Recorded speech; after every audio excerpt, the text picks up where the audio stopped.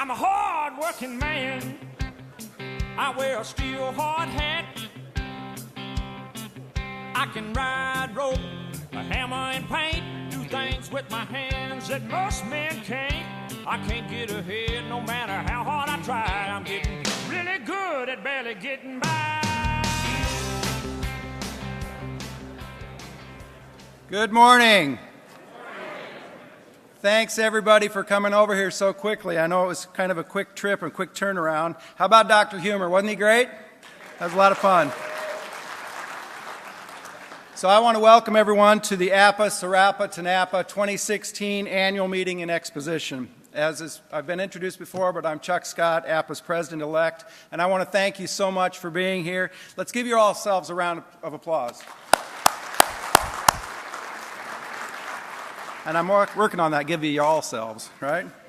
So we have a really exciting 3 days ahead of us, offering nearly 60 different educational sessions, an exciting exhibition hall, and more than 1,000 people in attendance this year at Nashville. That's amazing. That's fantastic. And thank you all for coming, and thanks to your institutions for allowing you to come. Let me mention a few words about our APPA, SRAPPA, TNAPPA 2016 Planning Committee. This year's committee has done an outstanding job, as they always do, but they've lined up a fantastic week for us during our stay here in Nashville. What's more, they've taken really close and careful aim that APPA, SRAPPA, TNAPPA 2016 offers sessions that are more important and more relevant to our diverse member institutions. They include both four-year schools, two-year colleges and universities, K through 12 institutions, museums, libraries, and I believe there's some hospitals here as well. So let's give our planning committee a round of applause for their excellent work.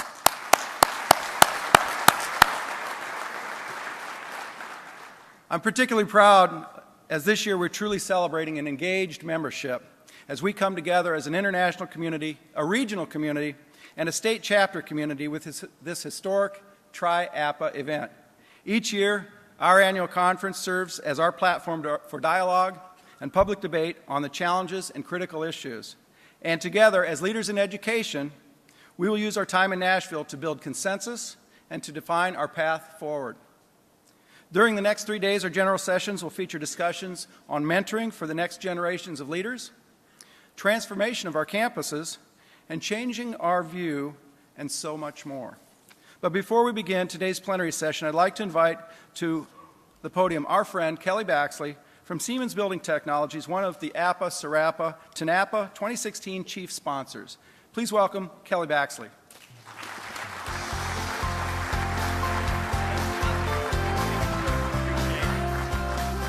Well, good morning, everybody. It's good to see you once again. I call this my second family reunion every year. And this year, Nashville, Tennessee, the Music City, Tennessee, the state of volunteers, and also the state of one of my personal heroes, Davy Crockett, a Tennessee hero who fought and died at the Alamo. And most importantly, Nashville is home to one of the most famous TV series that's ever been recorded. Hee Haw, from 1969 to 1971. How about Hee Haw? So in the spirit of Hee Haw, Nashville, Tennessee, salute! Some of you young kids do not know what just happened, but us older generation does.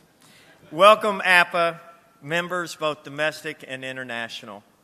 Welcome, business partners. Without your support, this conference would not happen. And welcome, Executive Board of APPA. Our guest speaker this morning is going to inspire all of us who was not born with a silver spoon in our mouths. For those that were and was so fortunate, at the end of it, you're going to be green with envy. So we're really looking forward to our speaker this morning.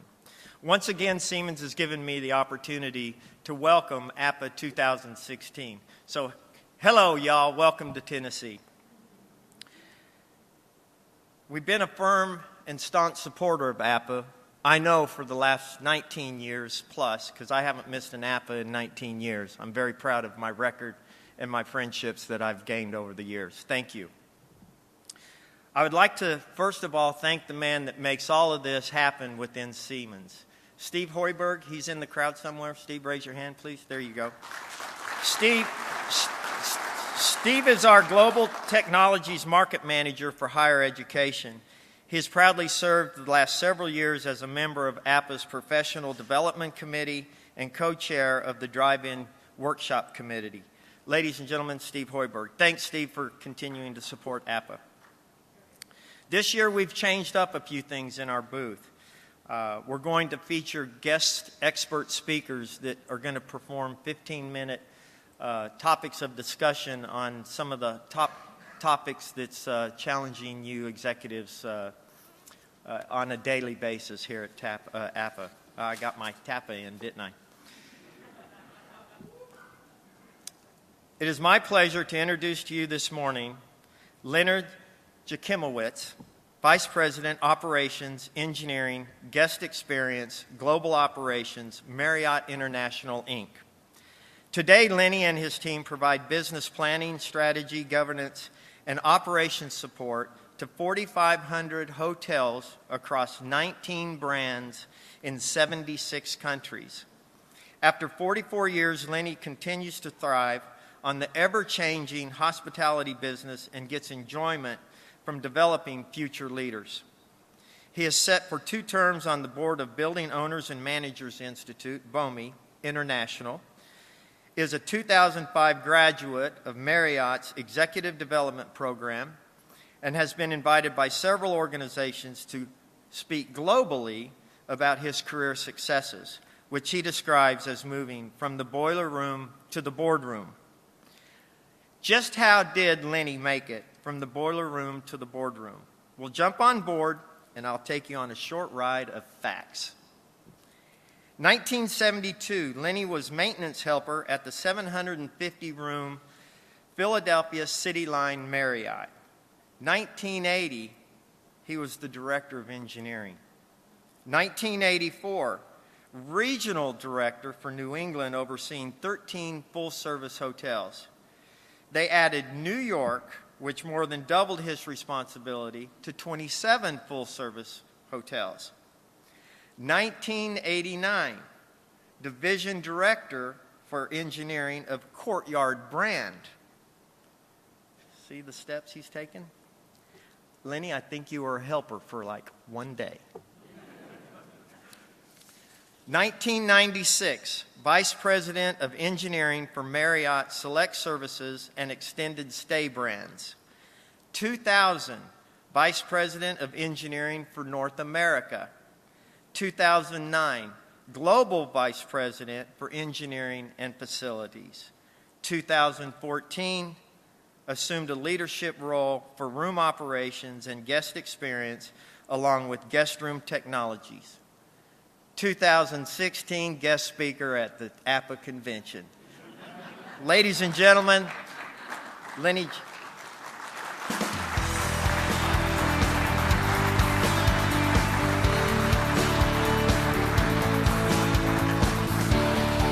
Thank you, Kelly. It's great to be here this morning. I'm listening to that bio thinking I should ask Marriott for a raise before I come out here. And I've done a lot of crazy things in my day, huh? But hopefully I'm going to take you on a bit of a journey. I was talking with Kelly this morning. I said, I read somewhere in the agenda that I'm following or preceding a Dr. Laff or someone like that. I said, oh boy, how do I get myself into these deals? You know, this is a side job for me. But anyway, my career with Marriott's been somewhat of incredible for me personally. You know, it all started in 1972, but really it started before that. I was dating a young lady in high school, happened to be one of a twin, and I went to dinner one Sunday afternoon. And I was sitting at the dinner table, and someone at the dinner table down the far right, no one introduced me, so I'm sitting there, I've got her aunts and uncles, it's a big family, big deal, right? They're sitting there and they said, hey, Marvin, pass the potatoes. I said, who the hell is Marvin? So I'm not passing the potatoes. I'm sitting there and I go, no, hey, Marvin, pass the potatoes. That was a bit of a clue that someone didn't introduce the new kid. So I passed the potatoes. Come to find out that the guy who had asked me was my girlfriend's uncle. He was the laundry manager at the Philadelphia City Marriott. And he says, so, hey, kid, what are you doing with your life? I said, I just did this story with my dad. When I graduated high school, he said, you got 3 choices. You could stay here and pay board. You can move out and pay your own rent. Or you can go in the Air Force, or go into service. And I was this close to going in the Air Force. It was just at the end of the Vietnam War. My number was 234. My best friend's number was number 2.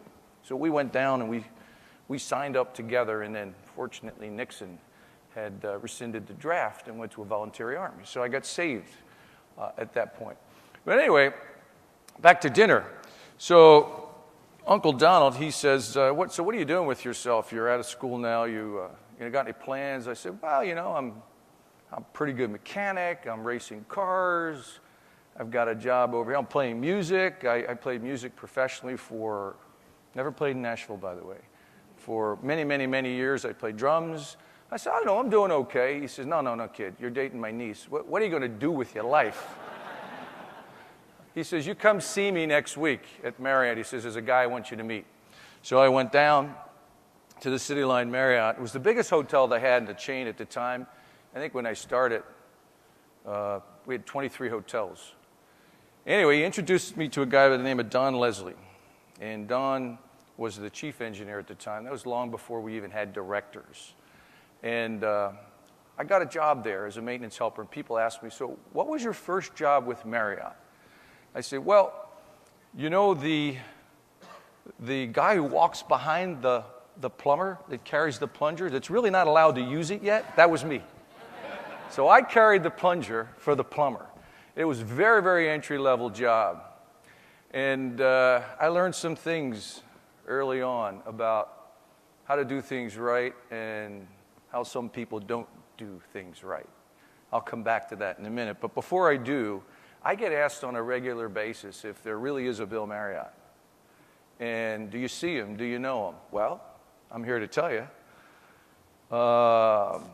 I talked to him before I came down in the cafeteria. He was having lunch. He's 84 years old. He shows up at the office 3 days a week. He works about a 10-hour day each day. And he's very involved in the business. And at his prime, he would pride himself on visiting no less than 100 hotels a year. That's a lot of travel. So he's visiting a hotel one day, and like he enjoys doing, he wants breakfast as his quiet time. So he has breakfast by himself in the restaurant. He's having breakfast one day. A young lady comes over. She knows it's Mr. Marriott. I said, morning, Mr. Marriott, what can I do for you? He says, I'd like some eggs over easy and some kind words.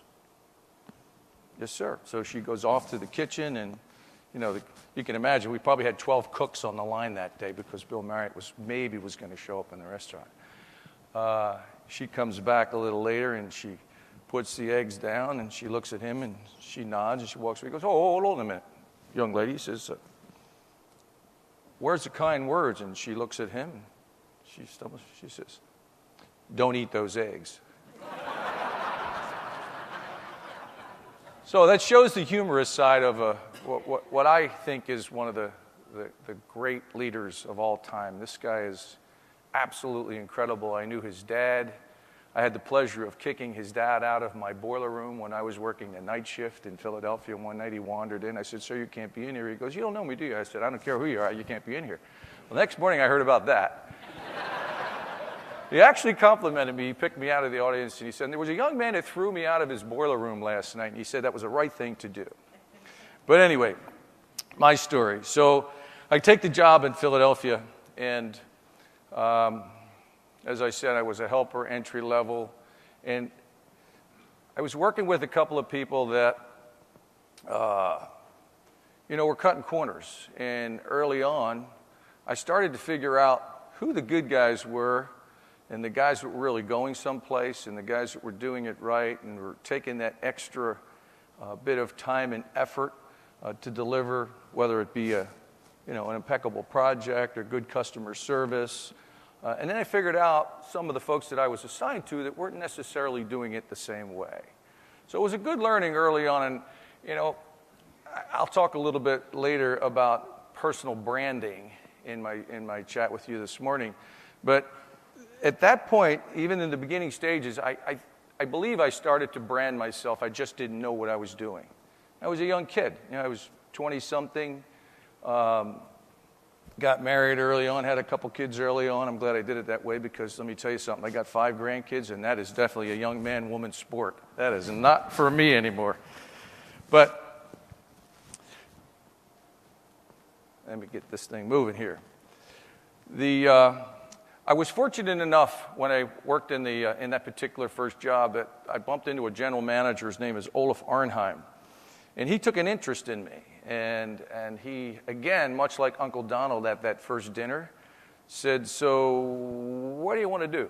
I go, well, what do you mean what do I want to do? I'm making $2.84 an hour. I'm kind of happy. And he goes, no.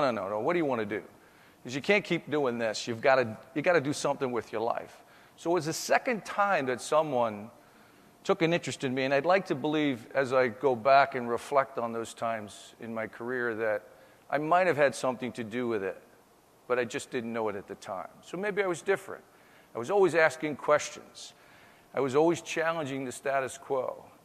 At one point, after I had gotten into my first management position, about a year later, the head of HR came back and chatted with me and said, you were so disruptive.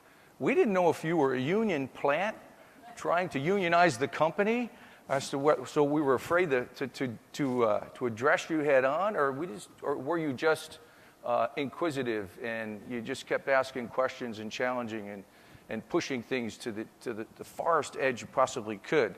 I hope it was the latter. It was the latter for me. Anyway, this general manager, Olaf Arnheim, he latches on to me and he says, what are you going to do with yourself? He says, I tell you what, I'm going to put you in a class. I'm going to hire a professor, still remember, Professor Joe Niger from the University of Pennsylvania. He said, and there's going to be about 15 of you. We had 76 managers at that property. About 15 of you, he says, you're going to go back to school. So I went to junior college. I went to trade school. I had my plumbing license in Philadelphia. And Olaf Arnheim says, no, that's not good enough. You're going to go back and you're going to get some formal education. So I did. Hated every minute of it, by the way. Yeah. My wife bought me a hat that says recalcitrant on it. For those of you that don't know what that is, I'll tell you at the break. It's willfully disobedient. Anyway, so I go back to school, and I'm a few months into this, and the beauty of it was we were allowed to go to school during the workday. When does that happen? And in the ballroom, the professor would come to the hotel and teach us business classes in the hotel. So how cool is that I was afforded the ability to be part of that, and that this guy, Olaf, saw something in me that he would put me on his short list of 14, 15 people. So I took that to heart, and I think that was the beginning of the pivot for me. It's when I started to think about, seriously, I really do have to do something with my life, something different than what I've been doing. So in '78, I became the chief engineer of that particular hotel in 1978. And it was a bit of an interesting transition because I'd been working side by side with all these guys who were my friends and colleagues, and many of them, older than me, trained me, and now I'm their boss. So this is really interesting. But preceding that, I'll never forget this one meeting we were having. It was a department meeting, and the director, the chief engineer at that time, I guess we had gone to directors at that point in '78. We were having a meeting, and I'm asking questions like I always did, and I think I'm starting to get on this guy's nerves. And he literally says to me, he stops the meeting. And there was a pretty big, there was 27 us, 30 of us in the department. And he says, maybe you can do it better. You're always asking questions. You're always challenging me. You always got, I'm trying to go left. You're trying to go right. Maybe you can do it better. And wow, I was at a fork in the road, wasn't I? I could either put my money where my mouth was or back down and, just be one of the other 27. So I said, I think I can do it better. I had no idea what I was getting into. That's how I got into management. True story. That's how I got into management. And I took that very serious. And again, I think that unbeknownst to myself, I had been branding myself. People started to refer to that guy as, somebody that maybe you want to hang around with. So I started to pay attention to people around me and build a network of folks that I wanted to learn from. So I've gone from this green kid who was very happy playing music, fixing, doing plumbing. I got a couple of kids at home. Life is good. I bought a new car. I built a house in the Pocono Mountains. I was doing fine. But I knew I couldn't stay there. I knew I had to go to the next level. So it was the beginning of reinventing myself. And I talk about that. And I talk about that in a sense that, it's not science. It's you have to be self-aware of who you are. And then you've got to have a passion. And follow your passion. Follow your dream. Go after it like you've never gone after anything in your life. And I knew at that point I wanted that director's job. I wanted that job. So I'm working for a guy who, again, remember what I said when I first started. I had worked with people that showed me the right way, and I worked with people that showed me how to take shortcuts. And I knew that the shortcuts were not going to get me where I needed to go. So, I took the high road. I worked for this gentleman for 2 years, and then, interestingly enough, he got himself in trouble, drugged me along with it. It was probably one of the most excruciating periods of my life with Marriott, where I had internal auditors and investigators all over me, asking me for permission to my bank accounts, and now I'm 28 years old. But because I had been doing well in other areas, it was assumed that I had been mixed up with him. Well, we got past all that. And they kept me in limbo for about 5 months. I still remained the chief engineer. They finally came down. Same general manager, Olaf Arnheim, said that we're going to promote you to director of engineering. So I think Kelly said when he introduced me that I was not born with a silver spoon in my mouth, and these jobs did not come easy. These jobs came with a lot of fun, but a lot of sacrifice and a lot of self-reflecting about, how I want to be perceived, who I want to be, where I want to be, and how I'm going to get there. So that was really the beginning of the long journey that led me to this global job. So now I'm the top guy in this hotel, in this company, the biggest hotel in the company. I've got 27 people on my team. We've got tough times coming in hospitality. I've got to cut back. I've got to manage these guys. I'll never forget the time where it was,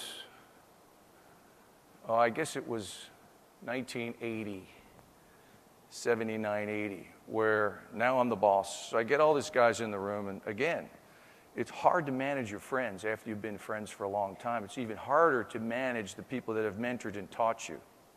But you have to do it. You got to ratchet up. You got to do the right thing. You got to take the high road. So we sat in a room. The owner of this particular hotel, his insurance company at the time, had just invested millions of dollars in the mechanical systems, and we were not quite there in terms of our preventive maintenance. So I had these great ideas about how we were going to craft this preventive maintenance plan, and we were going to make everybody do all this work, and this is before computerized systems. So I'm sitting there thinking, I forget who said it to me. They said, you might want to ask the team. So we got the team together, and all I did was put the challenge out. And it was interesting. The one guy in the crowd, John Kerrigan, rest his soul, I'll never forget him. He was a bee mechanic from the Steamfitters Union in Philadelphia. Tough guy. He wanted nothing to do but his job. He didn't want to train anybody, he didn't want to help anybody, just do his job. He was really good at it. So John spoke up at this meeting and said, I got an idea, kid. He used to call me kid. I got an idea, kid. I said, yeah, why don't you share it with you? It's the first time I think he ever spoke up at a meeting. And we took John's comment, and everybody had this quiet respect for him in a way that when he spoke, it was the guy really was profound. He had some depth to his abilities. And we crafted, based on John's comments, not mine, based on John's comments, a pretty successful preventive maintenance program, got the owners off our back. And this was long before, even card maintenance. This was back in the 70s, I think. And we created something that was we're quite proud of. And it got us off the hook, as I said, with the owners. In fact, the owners invested more money because they recognized that the maintenance had gone from status quo to something that was far better than what they even expected they could get out of us. So, again, it was insightful for me to understand the power of bringing the audience together. And I like the word synergy because, synergy is, no one in the audience is smarter than the collective audience of themselves. So these guys are a hell of a lot smarter than I was. So we went on to build this program. And what I did at that point is, now we've got this place that's after about a year under our belt, it's really in good shape. So I had asked the team again, what I want to do is I want to break up. We had 5 different mechanical rooms. This was a big place, 23 acres, 5 machine rooms, 6 centrifugals, 8 reciprocating machines. I just said that so I am a technical guy. I don't know what the hell I just said, but it sounded good. And anyway, we broke it up. So we created this competition, right? So everybody got a machine room. And it was interesting, the dynamic that happened there. This constructive tension is what I call it. I even call it that today in business. Constructive tension is a good thing.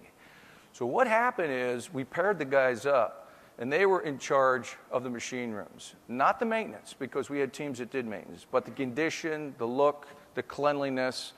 Well, it wasn't one staff meeting later where this guy, John Kerrigan, remember the tough guy? He comes to the staff meeting, he's sitting there, and you could see he's just fuming, right? So we're going around the room, and final comments. He says, I have a comment. He reaches his pocket. He says, who smokes Marlboros?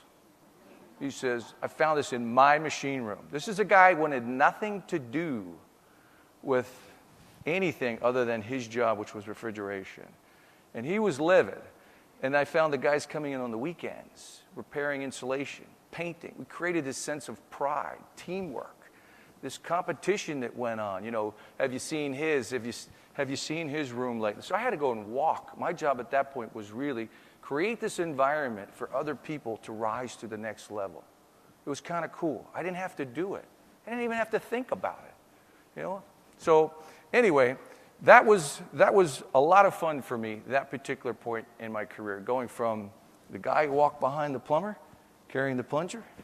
I was actually allowed to use it by the time I became director and left. But then the call came. 1984, it was February, and prior to that call from Washington, I had been asked 2 previous times to take a regional position, and my wife at the time said, we're both from Philadelphia, everybody grows up here, stays here, and no one ever leaves, and again, I started to think about, where I want to be, and how am I going to convince my wife that we got to move to do that? Because many people in the hospitality business move, on average, 6-8 times. That's the average. So I've moved once. A bit of an anomaly in hospitality. So anyway, 1984, after turning the job down twice, I took the job. And now I find myself in a very different place. I find myself going from managing, having direct control, one facility, to having a lot of authority, but no real control, and having to manage through influence. So, time to reinvent myself again. Paradigm shift. I'm not the guy. I'm here to plant ideas. I'm here to build platforms. I'm here to create synergies across the different 13 hotels. It ultimately went to 27 when they gave me New York. And again, I found people more than willing to step up.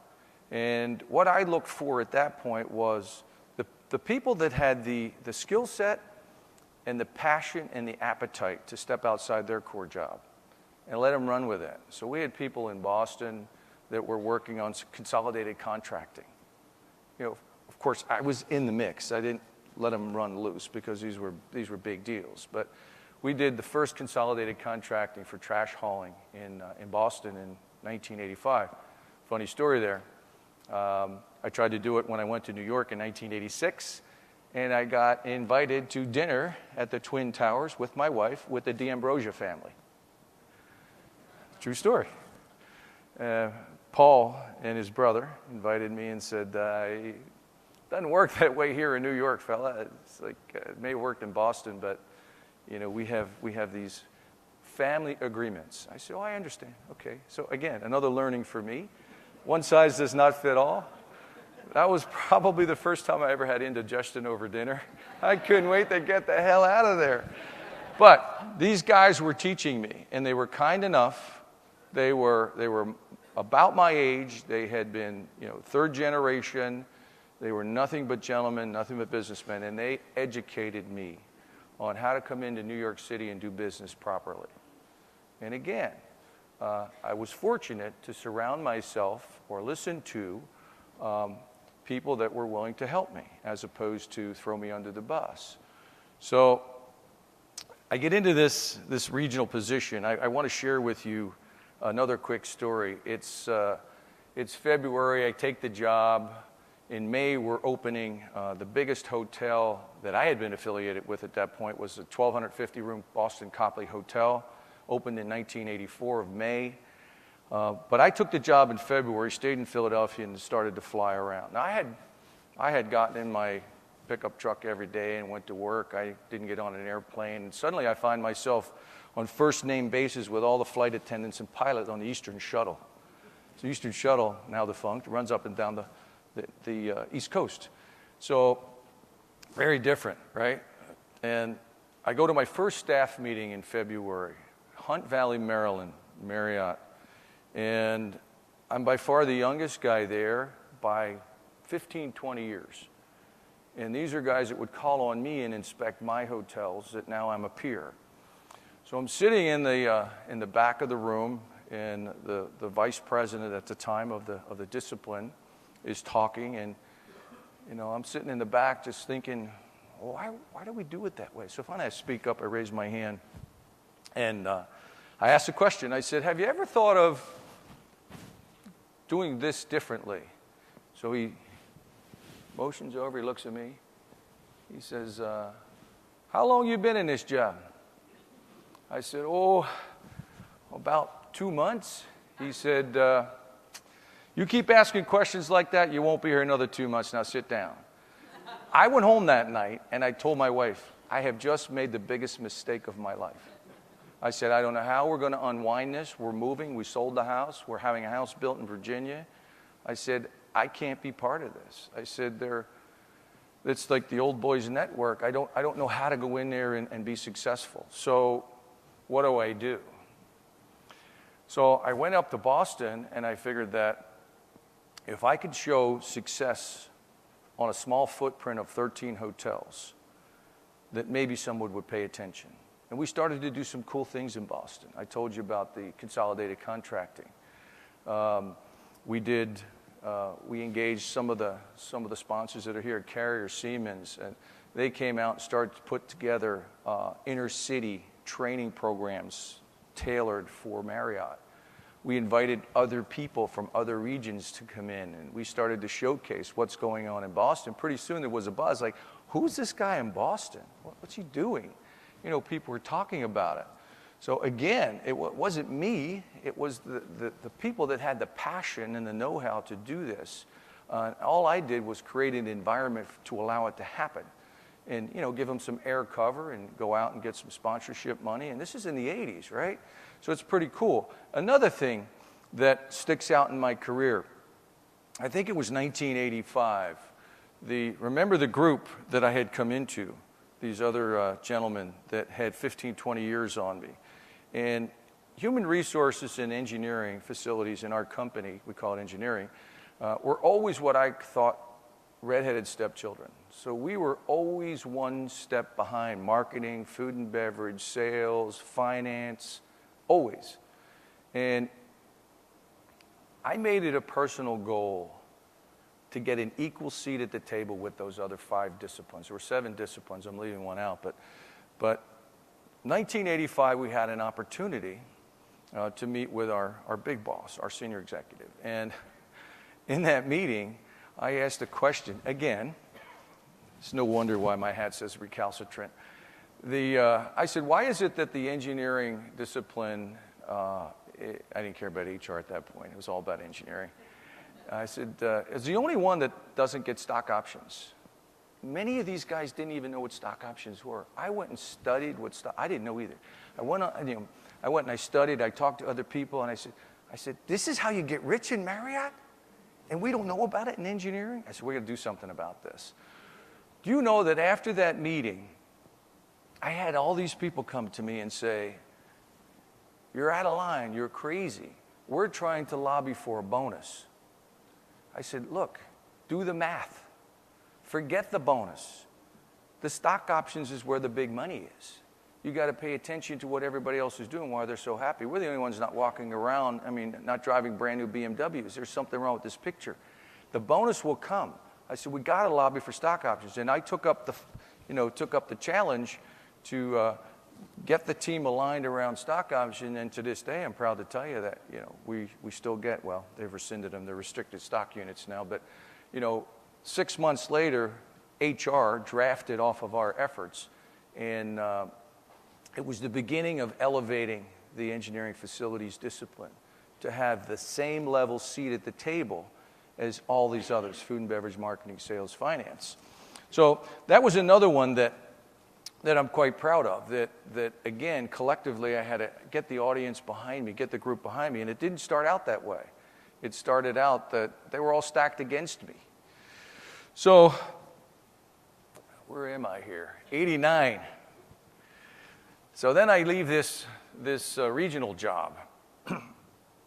I get a call to go and consider heading up the divisional job for Courtyard. Well, Courtyard at the time was opening 40 hotels a year.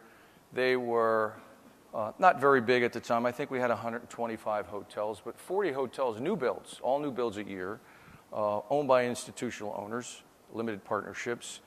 And without a doubt, every one of my friends on the full service side, that's the regional job I was in, came to me and said, you are out of your mind taking this job. You're leaving the tuxedo group, and I was literally now in New York going to tuxedo events, drinking nice wine. I'm becoming a big shot, right? I was a legend in my own mind.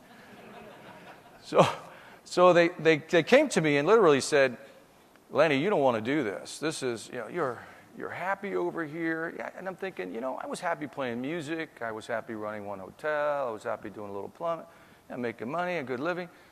But this isn't me. I want more.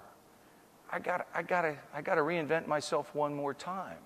So I took the job, and everybody, without doubt, said, that group over there is not going to receive you well. So I met with the executive vice president, a friend of mine today. He gives me the job, and shortly after giving me the job, I signed my contract. He gives me this short list, and the list reads something like this. We've got a sinking hotel in Las Colinas, Texas. I need you to go fix it. We've got a hotel built on a dump site, landfill, in Chicago, Deerfield. I need you to go figure out how we're going to get out from under that thing before it falls into the ground. He says, most of the hotels in Texas, Louisiana, and Florida are full of mildew. We don't have a preventive maintenance program. We're going to be at about 250 hotels, and the owners are getting upset.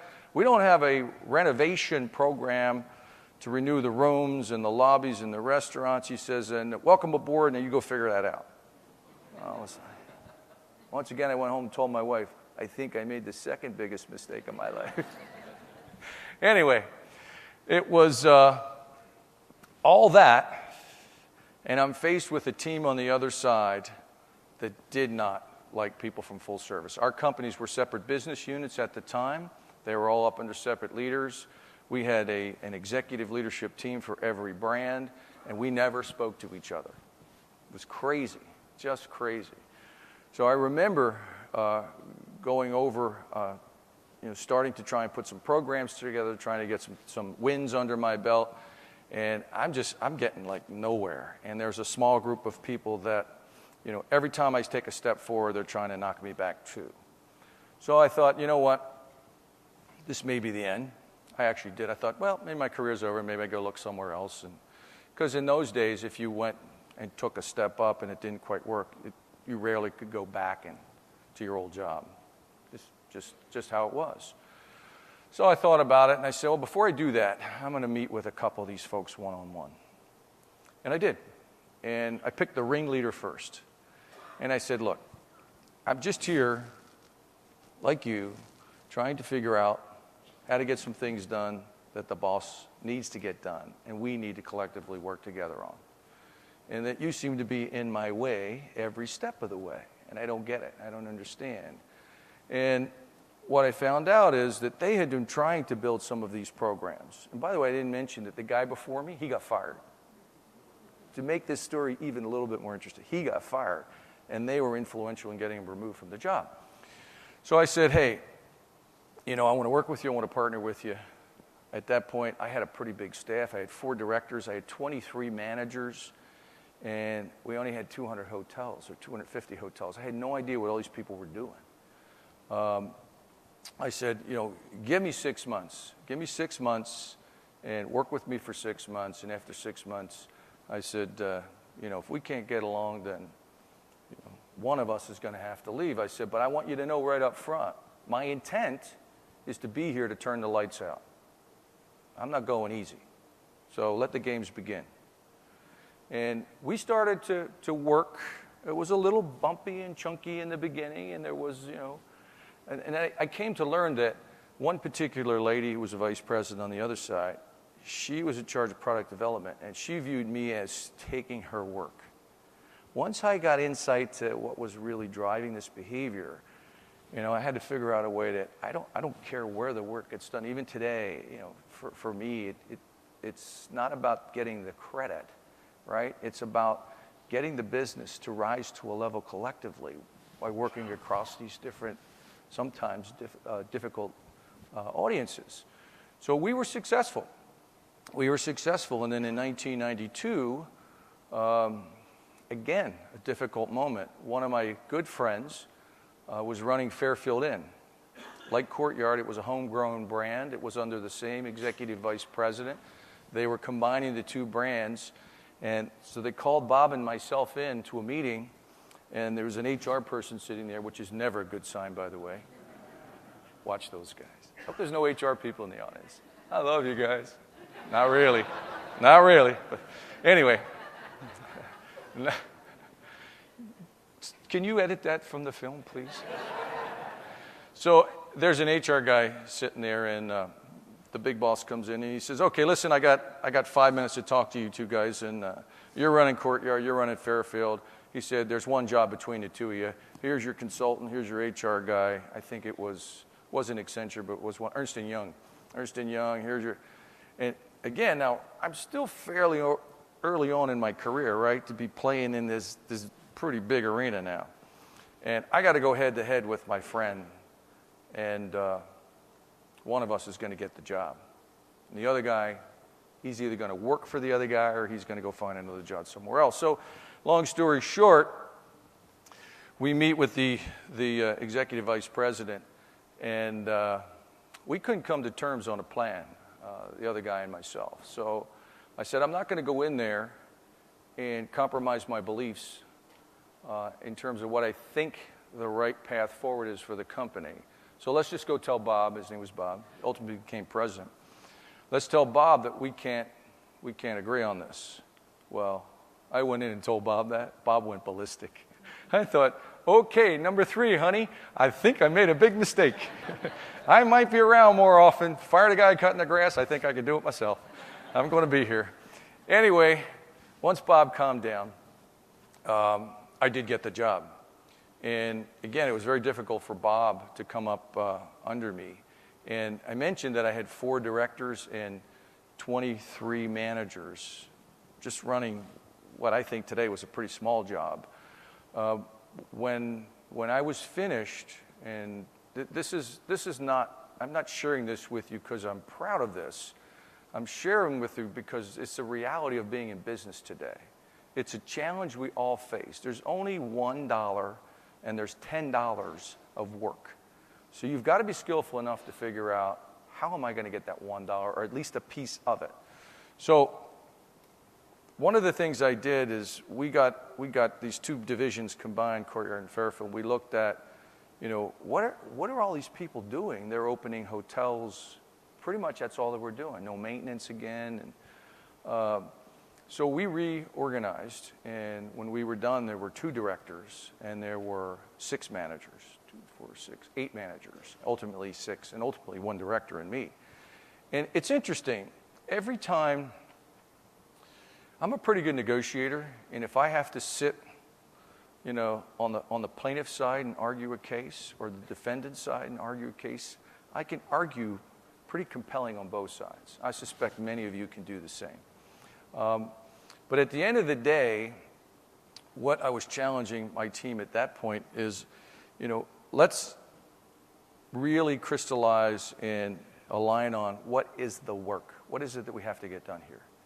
As opposed to continuing to say, well, we open all these hotels, 50 hotels a year. And we took that organization apart. We did a better job opening hotels because we put together a specialized team to do that. And then we started to really focus on the maintenance of the business, which is what we should have been doing in the beginning. And we cut the cost by 50%. We improved the product scores. It was a good story. And again, I had a lot of people, really smart people, willing to help get us there. So I went from, having a regional job, running a hotel, a lot of responsibility, direct control, regional job, managed through influence, a lot of accountability with no control, no direct control, to back into a position, a division job where I had these 27 people running around and then reconstructed that. But I think one of the most interesting statistics is I had 11 bosses in 13 years, and if you don't think that builds character, you should try it. I suspect some of you have been to that same movie with me. Well, then 2000 comes along, and I get asked to step up into the vice president of North America for all brands, which is a pretty cool job. I really liked that job. It was a good job. But again, it was incumbent on me to reinvent myself one more time. Technology was very heavy in the space. The span of control was huge. I had a higher level, higher caliber of team players that I was responsible for. So we started to look at things like platforms. What platforms do we need to develop? What platforms do we need to have in place? And I always talked in terms of 5 years. Well, today, no one I meet in business can see out 5 years. So all of our planning today is 3 years. We can talk about, aspirational goals 10 years from now. In fact, we're going to publish next week our carbon sustainability goals.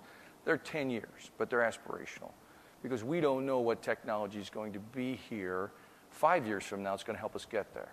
So it's one of the arguments I'm having now is like, well, how are we going to get there?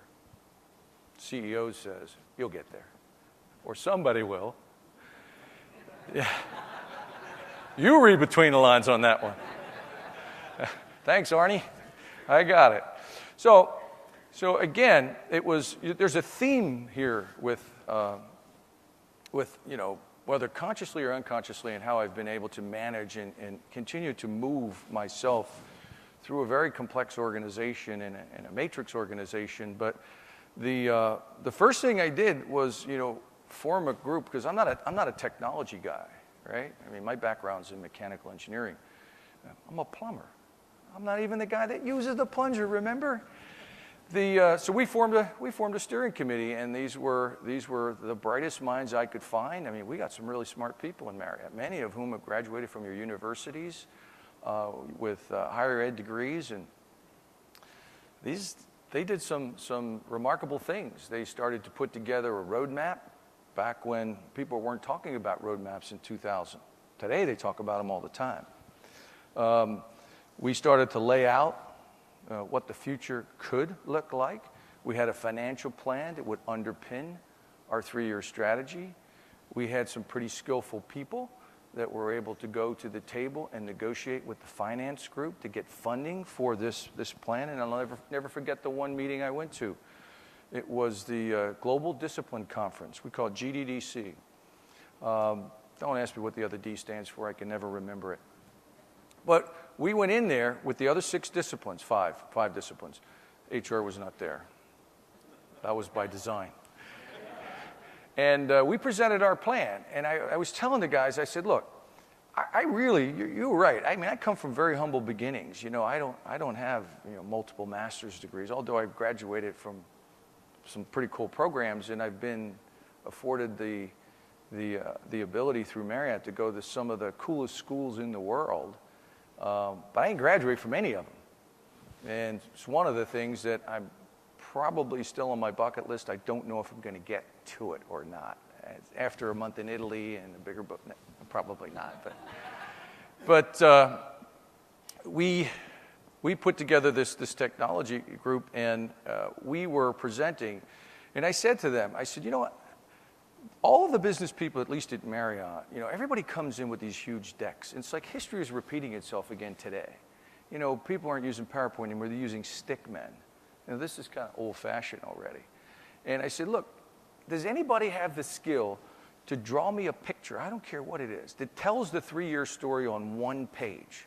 Don't worry about the narrative. I can get behind it with the narrative. I'll figure it out. I'm a pretty good dancer. And we went into this meeting, and everybody was getting bludgeoned before us.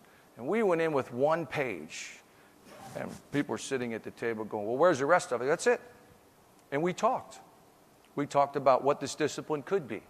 We talked about the needs of the business.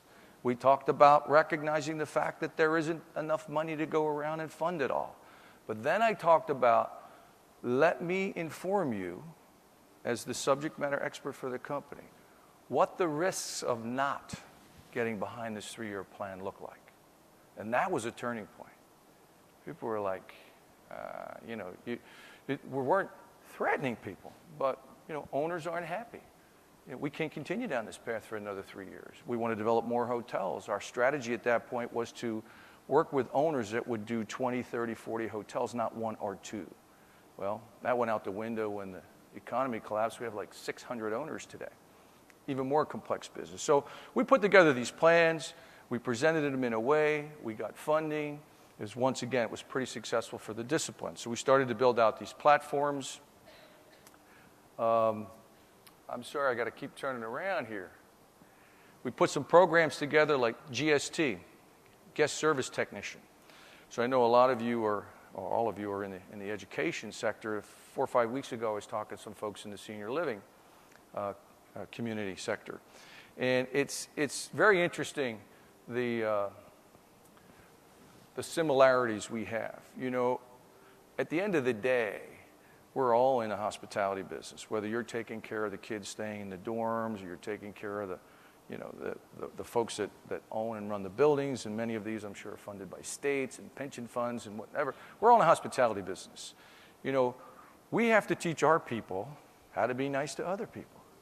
And this guest service technician program was an idea that a guy in the Americas had. He said, look, we used to call this person the on-duty engineer.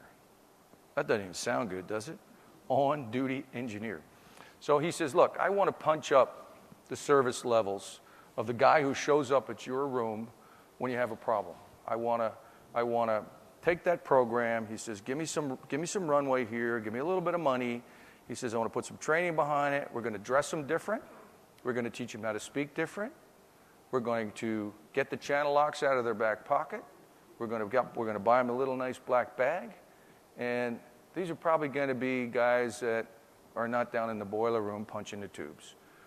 That program took off, and it was huge, huge success. So much so, remember the constructive tension I talked about? The guy who was running Ritz-Carlton at the time, Tim, he had to one-up everybody else. He started a program, it was Ritz-Carlton, he put the guy in a tuxedo. So there was a point in time, if you stayed at a Ritz-Carlton, you had a problem in your room, a gentleman or a lady would show up at your room with her little black bag, his black bag, in a tuxedo. Well, that didn't last long, by the way. As soon as that got out, like, how much is that costing? But the GST program was one of many that was a huge success. There's another program that we are very proud of, and it's called AEP. And I think as of today, we probably have graduated 150 director or above property directors through this program. It stands for Advanced Engineering Program. And we've partnered with some of the folks in the audience here today to help subsidize the program. And it's a one-year program, and it costs about $10,000 per person. And the property has to pay that, plus room and board in a hotel. And they get together for 3 weeks in the course of a year, and they are teamed up they have big projects, and they're put in groups of, I think, 4, very similar to what goes on in some of the higher ed programs. And they have to report out. We have some professors that come in. We actually, at the graduation where you present your thesis or your business plan, relevant to hospitality, specific to Marriott. And then we have a Shark Tank. And I had the privilege of sitting in one of the judges' seats for one of the Shark Tanks. We've modified that a little bit. I thought we were a little tough on the students. But that program today is, I don't think there's certainly no one in the industry, hospitality, that has a program like that. And we are the envy of the industry because of it. And again, these were people a lot smarter than I am, wanting to step up and come to the plate with their idea and willing to invest some time, money, and their own human capital, their own team's time to build out these programs. So really, really kind of cool stuff going on there. We're in the middle of putting together the second generation platform. And, if you can wrap your head around 45, I think it's really about 4,800 hotels today.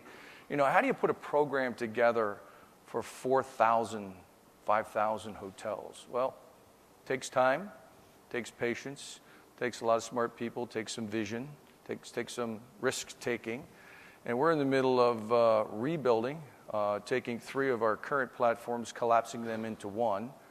We've got an RFP out. We're in the final stages. I've got a big meeting tomorrow back in Washington with the CEO of one of the 2 companies. And we're going to stand up what I think is going to be the first program, maybe in the world, that is not going to cater just to 4,500, but 6,000, because as you know, we're closing in next week. I don't know if I'm allowed to say that. Too late. Closing the deal with Starwood next week. So we'll be 6,000 plus hotels. I'll talk about that in a minute. Anyway, those are the kind of things that I'm doing currently in my job. They're really cool, big. I never dreamt, when I sat at that table and they said, Marvin, pass the potatoes, that I would be standing here in front of you all today. Hopefully not boring you, by the way. I got a couple laughs from the audience, so it's a good thing. That HR thing's working for me, isn't it? To be in a job like this it's very cool. It's very humbling, and I love it. I'm not ready to give it up just yet, although I think someone may want to pry it from my hands. But we'll see. We'll see. So then I fast forward. I think we talked about a lot of things. I mean, I'm in this global job. We touched on that. There is a couple things I'm also pretty proud of that happened in 2014. The company came to me and said, we know you've always been an engineering guy, but you seem to be able to get a lot of other stuff done. I just like people. I really do. I like people. I like smart people. I like people that make me look smart.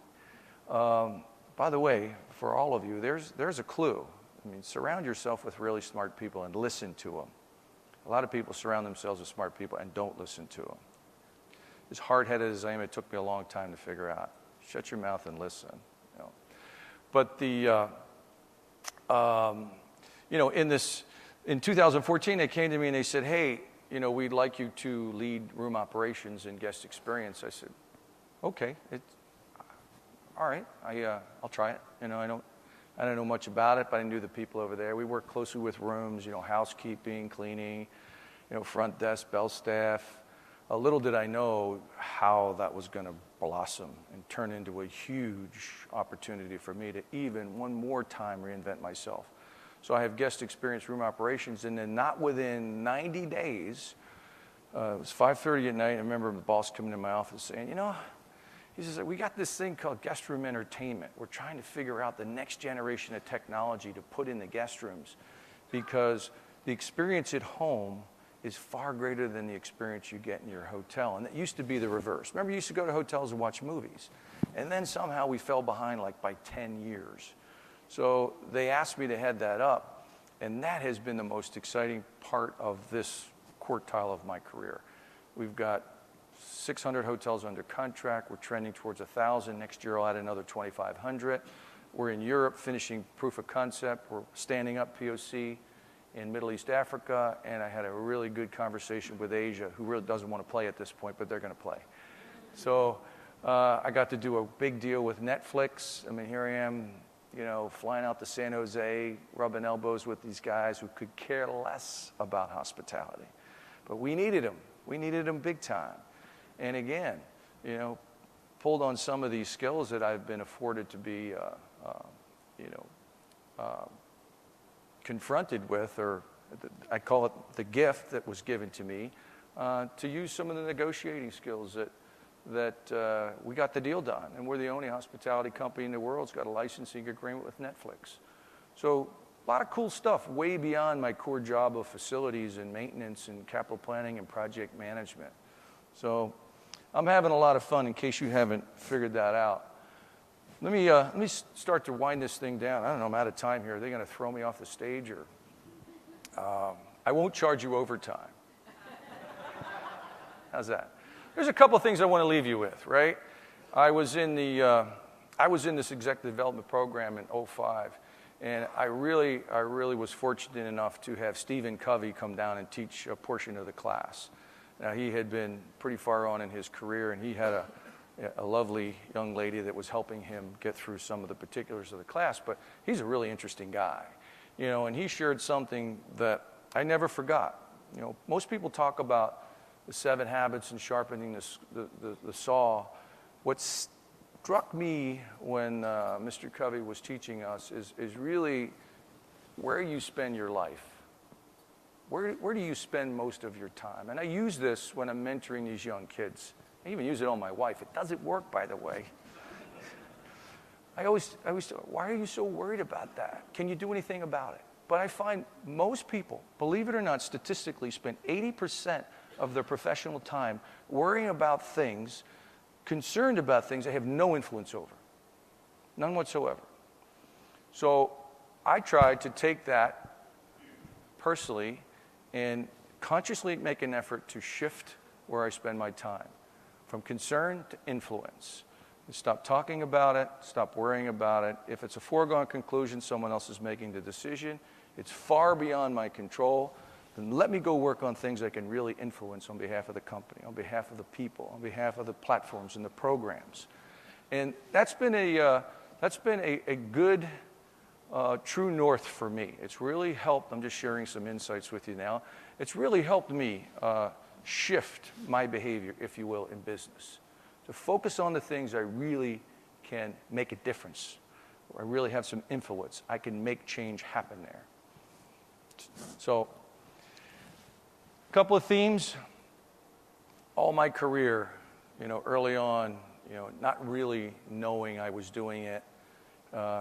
Continue to invest in yourself, invest in others, figure out a way to create your personal brand. If you ask people, what they're all about, try it. See what you get. Most people don't even know. They don't even know how to answer that question. If I said to you, describe to me in less than 10 words who you are. I'm not asking you a question, although where's that lady in the yellow shirt? I said, you got here like 4 hours before and asked me questions, so I was going to ask you a question, right? Now you're nervous. No. So invest in yourself. Grow your people. Surround yourself with smart people. Grow them. You know, my job now, people say, what do you do? I said, I create an environment for everyone else around me to be successful. That's all I do. That's it. My job is creating environments for other people to grow, prosper, be successful, develop future leaders for the company. And that's not just because I'm in the fourth quartile of my career. I think that's germane regardless of where you are in your career. You know, build a network, but don't tie your success to any particular individual. I have seen this, careers just brutally come to an end because a particular individual tied himself to a president or an executive vice president or a CEO. And that person moves on, and suddenly you go from what I call a hero to a zero, like overnight. So be your own person. You know, make sure you have a network. You know, I have 4 or 5 people that I really have a high level of respect for their business acumen, their experience, and when I've got questions, I call them. And it's kind of cool now. People call me and say, "What do you think?" I go, "That's the dumbest thing I've ever heard. You're going to invite HR to the meeting?" But build a network. Surround yourself with smart people, but don't tie yourself to any particular individual. Brand yourself. I love this slide. So when you walk out of a room, what do you want people to think? More importantly, what do you want people to say? But the most important is how do you want them to feel? So if you're branding yourself in a way that answers all 3 of those, you know, with a positive response, then I think you're doing some pretty good, powerful stuff. So think, say, and feel again, and these are Lenny's goalposts, guiding true north, things that I live by. I think they're really important to me, and I've just been asked to come here today and share them with you. Old dogs, I'm an old dog. I've been around this 45 years come March. You got to learn new tricks. I tell these kids, you know, they're 27, 28, 30. I had a young lady in my office, you know, Harvard MBA. I said, "You're pretty smart, huh?" I said, "You think that's going to be relevant a year from now?" "Huh?" I said, "You're focusing so much on today." I said, "You have no idea what's going over here on the right." I said, "Jillian, you've got to play in both games. I said, "This is wonderful. These credentials are great." I said, "But they're not going to get you where you want to go." I said, "You've got to learn the value of relationships. You've got to learn the value of perception." I tell people also when I'm mentoring them, I said, just remember these 3 numbers, see? These 3 numbers. Strike that 2 from the video, please. I said, in business, this is someone else's perspective, but I agree with it. 50% is relationships. 40% is perception. 10% is the work. You start thinking about that. The guys and the women that get the work done are perceived to be thought leaders. They're perceived to be team builders. They have the relationships that can pull things across the finish line that others can't. So again, I've recently adopted that. I forget where I was, what meeting I was in, and someone spoke about it, and it resonates with me. So I hope it does with you. You know, we're in the service business. I think we're all in the service business. Regardless of what business you're in, it's about people. And then find your balance. You know, don't spend the majority of your time, you know, working on things that you really can't control the outcomes. You know, find something that you can truly influence. So, where to from here? For me, well, let's see. I think it's time for me to reinvent myself one more time. So, next week, We will become the largest hotel company in the world, if the Chinese allow us to do so, which I'm told they will. We will have 6,100 hotels. We'll be in 100 countries. We will have 1.1 million rooms and 31 brands. So I'd venture to say that when you travel, you'll probably stay in one of our hotels with 31 brands. I hope you stay in one of our hotels. It's been a pleasure for me to share my story with you. Thank you for inviting me here this morning to open your meeting. I wish you a terrific week, and it's been great for me. This is the most fun I have in my job at this point in my career. So thank you very much.